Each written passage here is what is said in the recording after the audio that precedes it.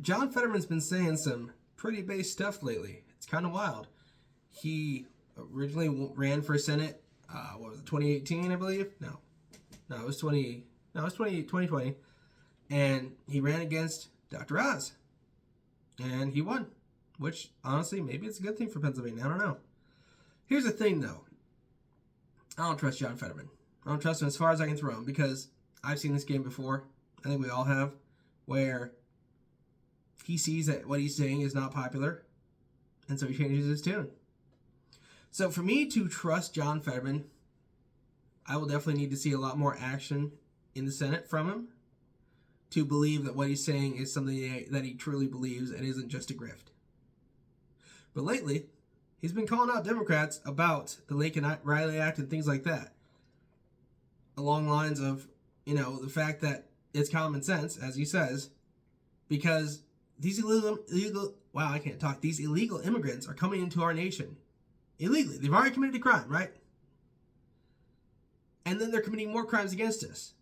Now, the Laken Riley Act, which I covered the other day, but I'll talk about again real quick, is literally an act to basically, if an illegal immigrant is caught shoplifting, burglarizing, robbing anyone, whatever, right? They are immediately deported without due process, which a lot of these humanitarian places and whatnot are saying, oh, this is so bad because these immigrants don't get due process. We're being too nice about that. I don't know why they get due process in the first place. Because think about it, right? These people have already committed a crime. They've already come into our country illegally. Now, a lot of them have probably claimed asylum, but bogusly, which our asylum rules are way too lax as they are because of the fact that you get caught by the border patrol and you say, oh, asylum, and they will just let you hang out. They will process you. They'll give you your freaking gift card, your cell phone, get you on a trip, a plane somewhere to have a paid apartment or hotel. Instead of what other countries would do, which is if you do not come into a port of entry, you are deported. Come in correctly or don't come in at all. The fact that we're just saying, yeah, no, it's fine, I understand. You want to claim asylum is insane to me. And they've said plenty of times, if you want to claim asylum, come through a port of entry, right? And that's fine and good, but actions speak louder than words. The fact that the Biden administration is not requiring that people come through a port of entry is instead allowing people who just cross the border wherever the hell they cross to claim asylum is disgusting. Because in all these cases, the fact that first off, we're 3 years behind on asylum cases, and second off, we can't vet any of these people at all, so they just stay in this country for 3 years and they disappear. I did a video a couple of weeks ago, maybe a week or two ago, about the fact that 1/3 overall courts of illegal immigrants who are set for deportation hearings don't even show up. In North Carolina, that's something like 68%, I believe it is, that don't show up. So these people are already in our country committing a crime because they're here illegally, right? I don't care that asylum is not a crime. I'm tired of hearing the argument that, oh, we need to allow asylum for people. These people need help, this, that, and the other. No, they don't. Stop saying that. It's irritating because all these people are claiming asylum falsely, right? There are definitely probably some asylum claims in there that are true, but most of them are false. Most of them are, they've been coached to say, I'm coming for asylum, because they know that that's going to get them in the country and allowed to be here, where they then commit crimes. The most recent migrant wave that I covered yesterday is going to be coming to this country shortly, right? And it's all made of Venezuelan migrants. They're going to El Paso, Texas. One could assume they're probably Tren de Aragua, which, if you don't know, is a Venezuelan prison gang. So these people are literally criminals. Now, if I'm wrong in that, apologies. But logic would dictate that these people are Tren de Aragua because they're all mostly men. They're all coming from Venezuela. They're all going to El Paso, Texas, which is where Tren de Aragua, it's kind of their base. When they get into the country, you go there and then you spread out, disperse from wherever, right? So, with the fact that they're going to El Paso, one can assume they're Tren de Aragua. And they're going to claim asylum when they get here. That's what's going to happen. They're going to come across the border. If they get caught, they'll say, asylum, asylum. And you know what will happen? The Border Patrol will say, great, Here's your money. Here's your phone. Here's a bus. Have fun. And if that doesn't sicken you, are you really an American? Because, I understand that the left has this bleeding heart thing for immigrants, right? But we can't help everyone. We don't have the ability to help everyone.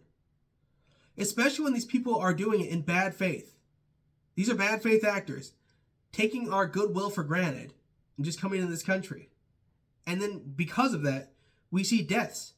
There was a lady on the subway I covered a while back. She was burned to death by an immigrant, Sebastian Zepeda.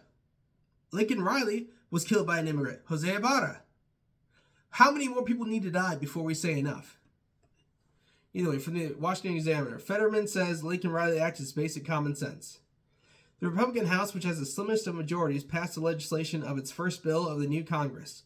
The Laken Riley Act is an immigration policy named for the 22-year-old Georgia nursing school student who was brutally murdered last year by Jose Antonio Ibarra, a 26-year-old illegal immigrant who was arrested in 2022 for entering the United States illegally.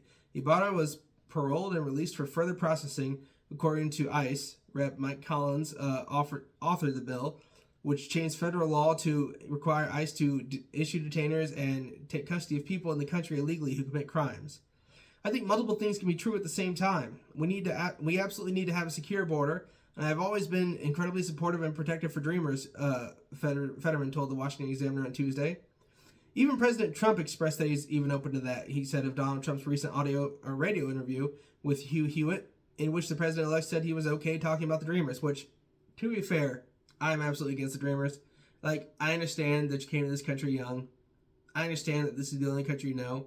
I also don't care. Because here's the thing, right? You came here illegally. I'm sorry that your parents are awful and caused you to commit a crime. That does not absolve you of the crime. Think about it, right? If parents cause their child, coerce their child, or whatever, right, to commit a murder, does that absolve them of the murder? If they coerce their child to commit a robbery, does that absolve them of a robbery? The answer is no. The parents hold the responsibility, but the child is still implicated. And in all of this, the same thing with the Dreamers, they're still committing a crime. But I can't imagine why anyone would find it controversial that we have hundreds of thousands of people here illegally with criminal records, and they all need to be deported. And I'm not sure why that would be controversial or why someone would want to defend that, Fetterman said.